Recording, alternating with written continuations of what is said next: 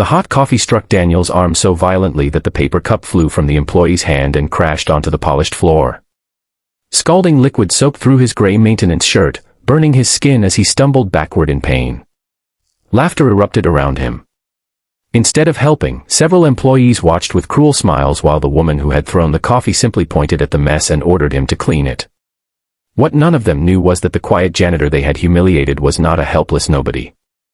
Daniel Parker was the only son of the men who owned the entire company, and within hours, everyone in the building would discover just how badly they had judged him. If you believe kindness and second chances can change someone's life, take a moment to like this video, share it with someone who needs to hear this story, and subscribe to Bright Heart for more emotional stories that remind us never to judge a person by their appearance. Daniel had been working as a janitor at the company for almost 8 months. He arrived before sunrise every morning, quietly pushing his cleaning cart through the enormous glass doors while the city outside was still waking up. His clothes were always simple, his shoes were worn, and his hands were rough from years of physical work. Most employees barely noticed him. To them, he was simply the man who emptied their trash, cleaned their floors, wiped fingerprints from elevators, and made their offices look presentable before they arrived. But behind that humble uniform was a man carrying a secret that could have changed the way everyone treated him. Daniel was the son of the company's founder and CEO, Richard Parker, one of the most successful businessmen in the country. Yet Daniel had deliberately hidden his identity because he wanted to understand the company from the bottom instead of inheriting a comfortable position at the top. Daniel had watched his father build the company from a tiny office into a billion-dollar organization, but he had also watched wealth change people. His father often told him that a company could have the finest technology and the most expensive offices in the world, but if its people had no compassion, it had already failed. Daniel took those words seriously. He wanted to learn what ordinary workers experienced when nobody powerful was watching. So he applied for a janitorial position under his mother's maiden name, refusing special treatment and never telling anyone who his father was. He expected hard work, but he never expected cruelty. At first, things were manageable. Some employees greeted him kindly, while others ignored him. But a group of senior employees began treating him differently. They laughed when he carried heavy boxes, complained whenever he cleaned too slowly, and sometimes deliberately left food wrappers on freshly cleaned floors just to make him work harder. Daniel never complained. He needed the job, he told himself, because understanding people required seeing life through their eyes, not through the windows of his father's executive office. Then came the morning that changed everything. The company was preparing for an important investor meeting, and the lobby was filled with expensive suits, polished shoes, and nervous executives. Daniel was cleaning near the employee lounge when a group of senior workers walked out carrying coffee. One of them, a woman named Victoria, was already irritated because she had been criticized by her manager. She noticed a wet patch of floor near Daniel and immediately blamed him for it. Before Daniel could explain that another employee had spilled water moments earlier, Victoria stepped forward and deliberately threw her steaming coffee onto him. The pain was immediate. Daniel clenched his teeth as the boiling coffee burned across his forearm and chest. His face turned pale, and his eyes filled with tears, but he refused to scream. The people around him laughed as though his pain were entertainment. Victoria looked at the coffee spreading across the floor and coldly ordered him to clean it before anyone slipped. Daniel stared at the stain for several seconds, fighting the humiliation rising inside him. He could have revealed everything right then. He could have called his father, exposed the truth, and watched those people lose their jobs before lunch. Instead, he picked up the fallen cup, grabbed his cleaning cloth, and began wiping the floor with trembling hands. But one person had seen everything. Her name was Emily, a young administrative assistant who had recently joined the company. Unlike the others, Emily had always treated Daniel with respect. She noticed the redness spreading across his skin and immediately brought him cold water and a first aid kit.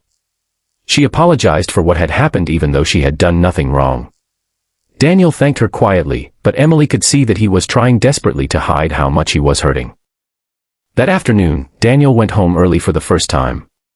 He sat alone in his small apartment, staring at the burned skin on his arm.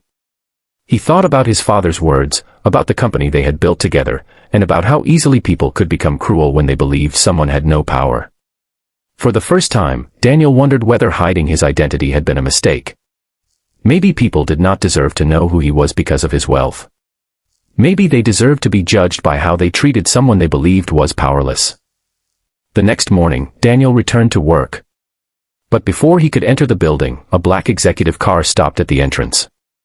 Richard Parker stepped out. The CEO had arrived unexpectedly after receiving a confidential report from Emily about what had happened. Richard looked toward the janitor standing near the entrance, then noticed the bandage covering his son's arm. His expression changed completely. Richard did not need an explanation. He had already seen the security footage. Within minutes, the company's executives were called into the main conference room. Employees gathered nervously, wondering why the CEO had suddenly arrived without warning. Victoria and the others stood among them, confused and impatient. Then Richard walked into the room with Daniel beside him. The atmosphere changed instantly. Richard introduced Daniel not as a janitor, but as his son. The room became completely silent. Victoria's face lost its color as she realized the person she had humiliated, burned, and ordered around was the heir to the company she had spent years trying to climb within. But Richard did not shout. He did not humiliate her in return. Instead, he explained that Daniel had chosen to work anonymously because he wanted to learn how employees treated people who had no authority or wealth. Then Richard revealed something even more powerful. He said that Daniel's injury was not what disappointed him most. What broke his heart was seeing people laugh while another human being was suffering. The company had not failed because one employee threw coffee. It had failed because several people believed a janitor's pain did not matter.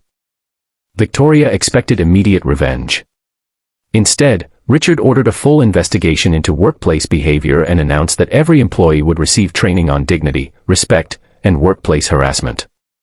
Those directly responsible for the attack were removed from their positions after the investigation. Emily, the young assistant who had helped Daniel when everyone else laughed, was promoted into a role where she could help improve employee welfare. Daniel stood quietly through it all. He could have demanded power, but he chose something different. He asked his father to create a program giving overlooked workers opportunities for education and advancement. He wanted cleaners, security guards, assistants, and maintenance workers to know that their jobs did not define their worth. Richard agreed immediately. Months later, the company looked different. Employees began greeting the cleaning staff by name. Managers started listening to workers they had once ignored. The maintenance department received better equipment and safer working conditions. And Daniel continued working, not because he had to, but because he wanted everyone to understand that dignity should never depend on someone's salary, clothing, or position. One evening, Daniel walked through the same lobby where the coffee had burned his arm. The floor was spotless. The lights reflected across the polished surface. He stopped for a moment and looked at his reflection in the glass. The scar on his arm remained, but it no longer represented humiliation. It reminded him of the day he discovered something more valuable than money. The true character of a person is revealed by how they treat someone who cannot give them anything in return. If this story touched your heart, please like the video, share it with someone who believes every person deserves respect, and subscribe to Bright Heart. Your support helps us bring more stories of kindness, courage, and second chances to people around the world. And before we end, I have one special request for you. Comment, kindness has no status, if you believe every human being deserves dignity, no matter their job, clothes, or social position. Daniel never forgot the coffee that burned his skin, but he also never forgot the small act of kindness that came afterward. Emily had reminded him that even in a room full of cruel people, one kind person could make a difference. And sometimes, the person everyone chooses to look down on is the very person who has the power to teach them what true humanity means.